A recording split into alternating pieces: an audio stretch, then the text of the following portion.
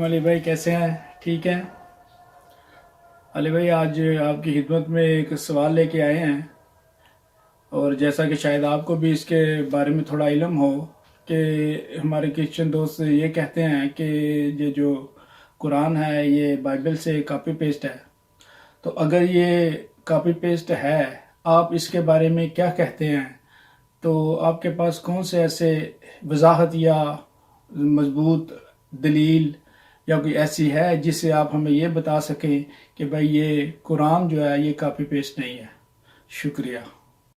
वालेकुम अस्सलाम। अल्हम्दुलिल्लाह जुल्फ़िकार भाई, मैं खैरियत से हूँ। और जुल्फ़िकार भाई, बिल्कुल आप ठीक फरमा रहे हैं। ये अक्सर हमारे मसीही दोस्त ही प्रसिद्ध करते हैं कि कुरान हकीम जो है वो बाइबल से काफ़ी किया गया है। तो हमारी ख्वाहिश तो ये थी कि कोई क्रिश्चियन स्कॉलर ये दावा करता और फिर उस क्रिश्चियन स्कॉलर के साथ हम दो बदो बात करते उसके सामने और तमाम हक़ाइक़ पेश करते। तो इस वक्त कोई क्रिश्चियन दोस्त तो मौजूद नहीं है बात करने के लिए, तो हम आपके सवाल से ही इस्तिफ़ादा करते हैं और अपना पैगाम क्रिश्चियन दोस्तों तक पहुंचाते हैं ताकि उनकी गलतफहमी का अजाला किया जा सके। जैसे कि वो शायर कहता है कि हर कोई कह रहा है ज़माना ख़राब है, अपने अपने गिरेबां में झांके बिना हर शख्स कह रहा है ज़माना ख़राब है। तो दोस्तों, मैं सबसे पहले आप जो है वो आपको बता दूं, जैसा कि आप जानते हैं आप कोई बेइल्म लोग नहीं हैं, मसीही हैं या मुसलमान हैं, तो आप इल्म वाले लोग हैं और कम अज़ कम आप इतना ज़रूर जानते हैं कि कापी किस चीज़ को कहा जाता है। कापी एक ऐसी चीज़ होती है कि एक जगह से उठा के उसको दूसरी जगह पर पेस्ट कर दिया है, मतलब ओरिजिनल के जैसे ही दूसरी तरफ रख दिया जाए तो उसको कापी कहा जाता है। तो मैं तो चाहता हूँ कि ना मसीही दोस्तों की बात हो और ना हमारी बात, हम ये बात आज बाइबल मुक़द्दस से पूछते हैं और कुरान हकीम से पूछते हैं कि क्या इस बात में कितनी सच्चाई है कि क्या कुरान हकीम को बाइबल से कापी किया गया है। तो आज ये बाइबल बताएगी और कुरान हकीम बताएगा। हमें, मेरा ख्याल है कि इसमें मुदाखलत करने की ज़रूरत नहीं। मैं आपकी खिदमत में कुछ बुनियादी चीज़ें पेश करता हूँ बाइबल मुक़द्दस की। जैसे कि आप जानते हैं दोस्तों कि सबसे अहम और बुनियादी तसव्वुर जो है वो किसी भी मज़हब में वो खुदा का तसव्वुर होता है। तो हम देखते हैं कि बाइबल मुक़द्दस खुदा का कैसा अजीम तसव्वुर पेश, मौजूदा बाइबल की बात कर रहा हूँ, तो देखते हैं कि मौजूदा बाइबल खुदा का कैसा अजीम तसव्वुर पेश करती है और क्या कुरान हकीम ने उसको कापी किया, यानी कि एज इट इज़ उसको वैसे ही कुरान हकीम में छाप दिया गया। तो इसके लिए मैं सबसे पहले दोस्तों आपकी तवज्जो करवाना चाहूँगा न्यू टेस्टामेंट की किताब जो है करंथियों, दूसरे करंथियों की तरफ। दूसरा करंथियों बाब 4 और आयत नंबर भी 4 है। तो इसमें लिखा गया है, चूँकि इस जहान के खुदा ने इन बेअतकादों की अक्लों को अंधा कर दिया। और तमाम मसीही दोस्त, तमाम मसीही स्कॉलर इस आयत के बारे में ये राय रखते हैं कि इस जहान के खुदा से मुराद इब्लीस है, शैतान है। यानी कि बाइबल मुक़द्दस हमें बताती है कि इस दुनिया में जिसमें हम सांस ले रहे हैं, जिसमें हम ज़िंदगी बसर कर रहे हैं, इस दुनिया का, इस जहान का खुदा जो है वो शैतान है। तो मैं इस पर कमेंट्री करता हूँ, लेकिन इससे पहले कि बाइबल मुक़द्दस ने अपना कॉन्सेप्ट दे दिया कि जिस दुनिया में हम रहते हैं उसका मालिक और उसका खुदा तो शैतान है, तो इसके मुतल्लिक़ हम कुरान हकीम से भी रहनुमाई लेते हैं। तो इसके लिए कुरान हकीम की सूरह आल इमरान है और आयत नंबर उसकी 109 है। इसमें देखिए लिखा हुआ है, और आसमानों और ज़मीन यानी इस जहान का मालिक अल्लाह है और तमाम मामलात की बाज़गश्त अल्लाह ही की तरफ है। दोस्तों, दोनों किताबों का बयान आपके सामने, तो क्या आपको ये कहीं से भी काफ़ी लगता है बयान? ये बयान यकसर उससे मुख्तलिफ है। कुरान हकीम बयान कर रहा है कि ये दुनिया जिसने खल्क की है वही इसका मालिक है और वही इसका खुदा है, जबकि बाइबल मुक़द्दस हमारी रहनुमाई करते हुए खुदा की अज़मत बताते हुए बताती कि इस दुनिया का, इस जहान का जो खुदा है वो शैतान है। तो मैं मसीही दोस्तों को दावत फ़िक्र देता हूँ, क्योंकि सोचना तो कोई जुर्म नहीं है। सोचें तो सही, मसीही दोस्त सोच तो सही कि अगर आपके कॉन्सेप्ट के मुताबिक, क्रिश्चियनिटी के मुताबिक इस जहान का जो खुदा है वो शैतान है, तो आपको चाहिए कि इस जहान के, यानी कि अपने खुदा के फरामीन के मुताबिक अपनी ज़िंदगी बसर करें। आप उसको बुरा भला कहते रहते हैं। एक तरफ आप ये भी तस्लीम करते हैं कि इस जहान का खुदा जो है वो शैतान है, और दूसरी तरफ आप उसको गालम गलूज भी करते हैं, उसको अच्छा भी नहीं समझते। तो ये कहाँ का इंसाफ है? और मेरा ख्याल है कि एक मिसाल आपने सुन ली, मज़ीद मिसालें भी देखते हैं कि इसके अलावा हम बाइबल मुक़द्दस हमें क्या बताती है। तो बाइबल मुक़द्दस हमें बताती है, इसके लिए हम यर्मिया पढ़ेंगे, यर्मिया बाब 22 और आयत नंबर 10, जिसमें लिखा हुआ है कि अगर तुम इस मुल्क में ठहरे रहो तो मैं तुम्हें इस्तवार करूँगा और नहीं ढाऊँगा, क्योंकि उस बदी से जो मैंने तुमसे की पछता रहा हूँ। यानी बाइबल मुक़द्दस बता रही है कि खुदा लोगों के साथ, यानी अपनी मखलूक के साथ बदी करता है, ज़्यादती करता है, जुल्म करता है, और फिर बाद में उन इस बात पे पछताता है कि मैंने बुराई की, मैंने बुरा किया। तो किस खूबसूरत अंदाज से मौजूदा बाइबल जो है وہ خدا کا تصور پیش کر رہی ہے۔ اب ہم یہی چیز دیکھتے ہیں کہ کیا خدا جو ہے وہ اپنی مخلوق پہ ظلم کرتا ہے، کیا وہ اپنی مخلوق کے ساتھ بدی کرتا ہے؟ اگر تو قرآن حکیم نے اس کو کاپی کیا ہوتا تو ایز اٹ از لکھ دیتا، لیکن ہم دیکھتے ہیں کہ قرآن حکیم نے اس طرح کے فرسودہ نظریے کو، جو لوگوں کے ہاتھوں کی کارستانی تھی، اس کو رد کیا، اس کو ریجیکٹ کرتے ہوئے، اس کی کریکشن کرتے ہوئے مزید جو ہے وہ چیزیں ہمارے سامنے پیش کی۔ اس کے لیے ہم دیکھتے ہیں قرآن حکیم کیا بیان کرتا ہے، تو اس کے لیے سورہ آل عمران آیت نمبر 108 دیکھتے ہیں۔ اس میں لکھا ہے کہ اللہ اہل عالم پر ظلم نہیں کرتا۔ مزید اسی سورہ کی آیت نمبر 182 میں ارشاد ہے، بے شک اللہ اپنے بندوں پر ظلم کرنے والا نہیں۔ اور سورہ نساء آیت نمبر 40 میں لکھا ہے، یقیناً اللہ ذرا برابر بھی ظلم نہیں کرتا۔ دوستو آگے بڑھنے سے پہلے فیصلہ کرتے چلیں کہ کیا یہ کاپی ہے؟ اگر یہ کاپی ہوتا تو آپ کی طرح آج ہمیں بھی شرمندگی اٹھانی پڑتی، اور خدا کا ایسا فرسودہ نظریہ ہم جب دنیا کے سامنے پیش کرتے ہیں تو پھر دنیا خدا سے ہی بدتن ہو جاتی ہے۔ تو دوستو خدا کو مجرم ثابت کرنے والی بائبل کہ خدا اپنی ہی بنائی ہوئی مخلوق کے ساتھ ظلم اور زیادتی اور بدی کرتا ہے، اس کے بعد پچھتاتا ہے، ایک طرف یہ بیان ہے اور دوسری طرف قرآن حکیم بیان کر رہا ہے، تو یہ کہاں سے کاپی لگتی ہے؟ اگر یہ کاپی ہوتی تو یہی اسی شرمندگی کا آج ہمیں بھی سامنا کرنا پڑتا، اور ہم بھی اسی طرح کے کمزور نظریہ خدا کا آپ کے سامنے پیش کر رہے ہوتے۔ تو قرآن حکیم ایسی بات سے مبرہ ہے، ایسے خدا کی ایسی صفات سے مبرہ ہے، اور وہ علی الاعلان بولتا ہے کہ خدا میں ایسی کوئی صفت موجود نہیں ہے، بلکہ وہ کنڈیم کرتا ہے ایسی باتوں کو جو بندوں نے خدا کے ساتھ منسوب کر کے مختلف کتابوں میں لکھی۔ تو خدا جو ہے وہ اس بات سے قرآن حکیم کو محفوظ رکھتا ہے۔ تو مزید دیکھتے ہیں، اور میں مسیحی دوستوں کو پھر دعوت فکر دیتا ہوں کہ وہ سوچیں تو صحیح، کیونکہ مسیحی دوست سوچنے پہ کوئی پابندی نہیں ہے، اور نہ ہی سوچنا کوئی جرم ہے، سوچیں تو صحیح۔ تو دوستو آگے چلتے ہیں کہ مزید دیکھتے ہیں خدا کے اعلیٰ تصور کے جو نادر اور بے شمار نمونے بائبل مقدس میں ہمیں ملتے ہیں، استفادہ کرتے ہیں ان سے کہ وہ کس طریقے سے بائبل جو ہے وہ خدا کے تصور کو پیش کرتی ہے۔ تو اس کے لیے ہم کتاب پڑھتے ہیں خروج، اور خروج باب 20 اور آیت نمبر 11، کیونکہ اس میں لکھا ہوا ہے، کیونکہ خدا نے 6 دن میں آسمان اور زمین اور جو کچھ ان میں ہے وہ سب بنایا، اور 7ویں دن آرام کیا، اس لیے سبت کے دن کو برکت دی اور اسے مقدس ٹھہرایا۔ یعنی بائبل مقدس ہمیں بتاتی ہے کہ خدا نے 6 دن بڑی مشقت کی، تخلیقی سرگرمیوں میں مصروف رہا، اور اس کے بعد خدا کو تھکاوٹ محسوس ہوئی، جیسے انسان جو ہیں وہ تھکاوٹ محسوس کرتے ہیں، تو خدا بھی تھکاوٹ محسوس کرتا ہے، استغفر اللہ نعوذ باللہ۔ تو قرآن حکیم ایسے تصورات کو رد کرتا ہے، ریجیکٹ کرتا ہے، اور اس معاملے میں ہم دیکھتے ہیں کہ قرآن حکیم ہماری کیا رہنمائی کرتا ہے۔ اس کے لیے ہم سورہ بقرہ دیکھیں گے، سورہ بقرہ کی آیت نمبر 255۔ اس میں خدا فرماتا ہے، خدا وہ ہے جسے نہ اونگ آتی ہے اور نہ نیند، وہ اس کائنات کی حفاظت سے تھکتا نہیں۔ یعنی مسلسل تخلیقی عمل خدا کو تھکاتا نہیں ہے، اور نہ ہی خدا آرام کرتا ہے، نہ اسے انسانوں کی طرح تھکاوٹ ہوتی ہے، اور نہ ہی خدا ہفتے کے دن چھٹی پر ہوتا ہے۔ تو قرآن حکیم تو یکسر اس سے مختلف بات کر رہا ہے۔ میرے مسیحی دوست سوچ تو صحیح، کیونکہ سوچنے پہ تو پابندی بھی نہیں ہے، اور سوچنا کوئی جرم بھی نہیں ہے۔ ایک بار غور تو کر، کیا یہ کاپی ہے، یا خدا جو ہے قرآن حکیم جو ہے وہ خدا کے تصور کو جو بائبل نے دیا تھا اس کو کریکٹ کر کے پیش کر رہا ہے؟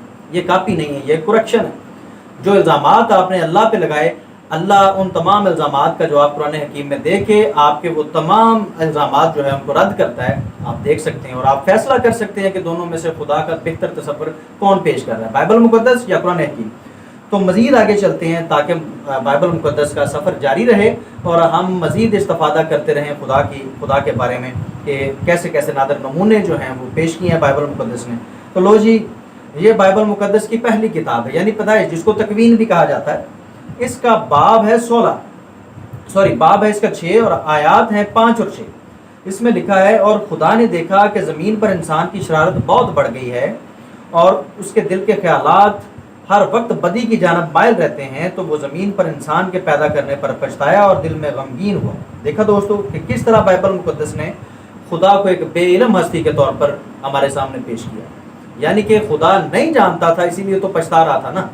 وہ نہیں جانتا تھا کہ انسان کیا کرنے والا ہے، اور جب انسان نے ایسا کیا تو خدا اس پہ پچھتانے لگ گیا کہ یہ میں کیا کر بیٹھا۔ اگر آپ یہ پورا باب پڑھیں تو آپ دیکھیں گے کہ اس کے بعد خدا فیصلہ کرتا ہے اور کہتا ہے کہ میں انسان کو بنانے سے اس حد تک ملول ہوا ہوں کہ میں اس کائنات کو نیست و نابود کر دوں گا، میں اب چرند پرند کو بھی نہیں چھوڑوں گا، میں ہر چیز کو، اس کائنات کو نیست و نابود کر دوں گا، میں پچھتا رہا ہوں انسان کو بنانے سے۔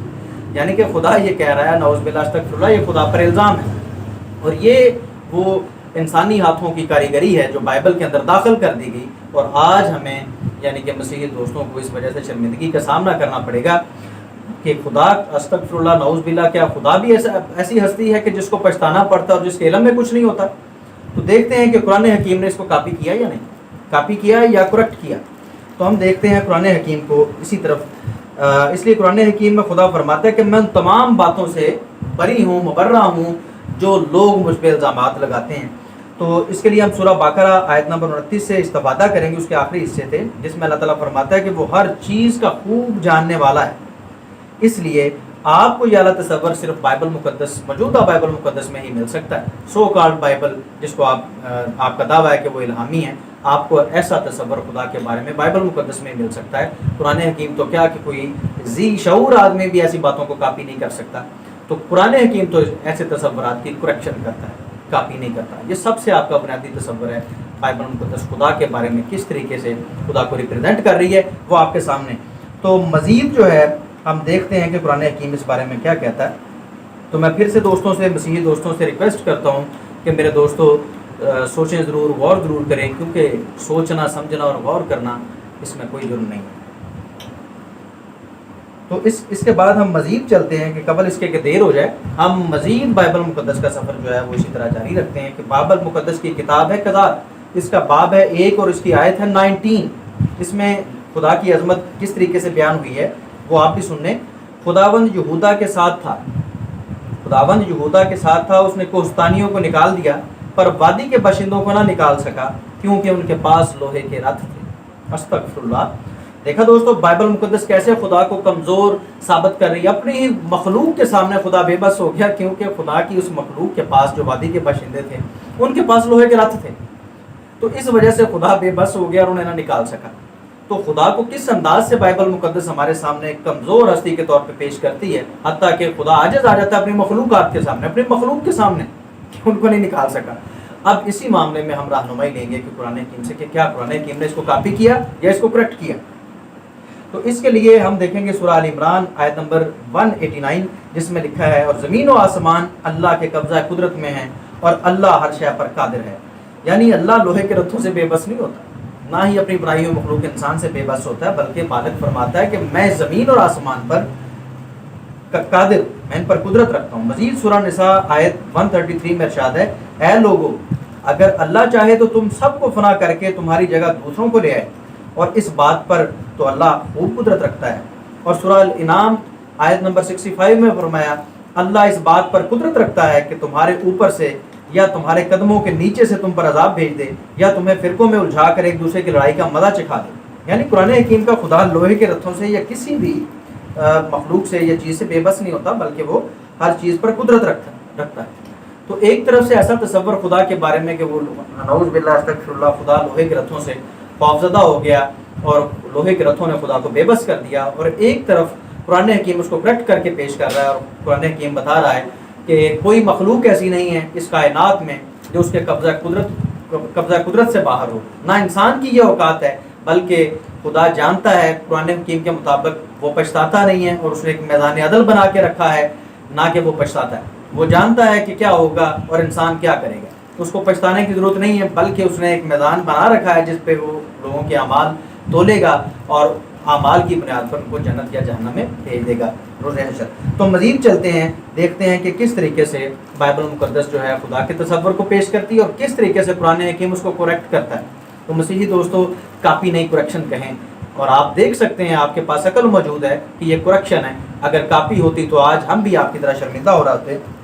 تو دیکھیں مزید عظمت خدا کی جو موجودہ بائبل پیش کرتی ہے ہمارے سامنے. یسایہ باب 7 آیت نمبر 20 لکھا ہے کہ خدا اسور کے باشندوں سے ادھار استرا لے کر لوگوں کے بال موڑتا ہے اور داڑھی کھرچتا ہے. استغفر اللہ. حزقیل باب 14 آیت نمبر 9 میں ہے کہ خدا اپنے نبی کو فریب دیتا ہے. مکاشفہ باب 5 آیت 6 میں ہے کہ ایک برہ ہے جس کی 7 آنکھیں اور 7 سینگ ہیں، یہ خدا کی 7 روحیں ہیں. یعنی 7 سینگ خدا کی 7 روحیں. کیا بات ہے، کیا کہنے. استغفر اللہ. اور مزید پیج دیکھتے ہیں کہ عبرانیوں کے نام خط باب 12 آیت 29 میں لکھا ہے خدا بھسم کرنے والی آگ ہے. اور سیمویل دوم باب 22 آیت 9 میں لکھا ہے خدا کے نتنوں سے دھواں اٹھتا ہے اور اس کے منہ سے आग निकलती है जो हुज़म करती है। हौसे बाब 5 आयत 12 में लिखा है खुदा कीड़ा है, अस्तगफिरुल्लाह, घुन है, शेर है और यहूदा को चीर फाड़ देगा। यसाया बाब 42 आयत 14 में लिखा है कि खुदा बहुत मुद्दत तक चुप रहा, इसलिए अब वो बच्चे जन्ने वाली औरत की तरह चिल्लाएगा, हांपेगा और खूब रोएगा। और कुरान हकीम का दावा है कि खुदा को उसकी मखलूक़ात से तशबीह नहीं दी जा सकती, उसकी कोई मिसल नहीं। एक तरफ बाइबल मुकद्दस ने कैसा अजीम तसव्वुर पेश किया और दूसरी तरफ कुरान हकीम कहता है कि मेरी मिसल कोई नहीं है और मेरी मखलूक़ात के साथ मुझे कंपेयर नहीं किया जा सकता। जिस तरीके से ये कीड़ा कहा खुदा को, अस्तगफिरुल्लाह, शेर कहा और हुज़म करने वाली आग और खुदा के नथनों से धुआं निकलता है, इतना गज़बनाक हो जाता है खुदा। किस तरह की एक तस्वीर पेश की है खुदा की बाइबल मुकद्दस ने। तो आप देखें कि कुरान हकीम इसको करेक्ट करते हुए कहता है कि अल्लाह पाक है उन तमाम बातों से जो लोग उसकी तरफ मंसूब करते हैं। तो दोस्तों मेरा ख्याल है कि आपके लिए फैसला करना बहुत आसान है। हम इस सीरीज़ की मज़ीद जो है वीडियोज़ आपकी खिदमत में लेके आएंगे ताकि मसीही दोस्त और मुसलमान दोस्त इस्तेफादा कर सकें और कम अज़ कम उनके लिए ये फैसला करना आसान हो जाए कि क्या कुरान हकीम बाइबल की करेक्शन करता है या उससे कॉपी करता है। अगर हम कॉपी करते तो आज हमारा भी यही हाल होता कि हम भी शर्मिंदा होते। और हम अल्लाह ताला के शुक्रगुजार हैं कि उसने हमारे पास अपना एक कलाम पहुंचा दिया जो इस तरह के तमाम फरसूदा नज़रियात जो इंसानों ने बना रखे हैं उनको ख़त्म करके उनको करेक्ट करता है। तो मैं दरख्वास्त करता हूँ अपने मुसलमान दोस्तों से भी कि वो हमारी नेक्स्ट वीडियो ज़रूर देखें और मसीही दोस्तों से भी, ताकि इल्म के साथ बात की जा सके, ना कि आप टामक टोइयाँ मारें और अपने पास से इल्ज़ामात लगाएं। इल्ज़ाम तराशी की बजाय तहकीक करें, रिसर्च करें और देखें कि बेहतर क्या है, क्योंकि कापी वाली बात अगर होती तो हम भी शर्मिंदा होते। कापी नहीं है, करेक्शन। आप देख सकते हैं कि किसने बेहतर तसव्वुर पेश किया। उसके बाद हम इस सीरीज़ की वीडियो यानी कि क्या बाइबल से कुरान हकीम को कॉपी किया गया है मज़ीद वीडियोज़ बनाएंगे। मैं उम्मीद करता हूँ कि हमारे सब दोस्तों को ये वीडियो बहुत पसंद आई होगी। अपना कमेंट सेक्शन में लाजमी कमेंट से नवाजिएगा। अगली वीडियो तक के लिए दोस्तों अल्लाह हाफिज़।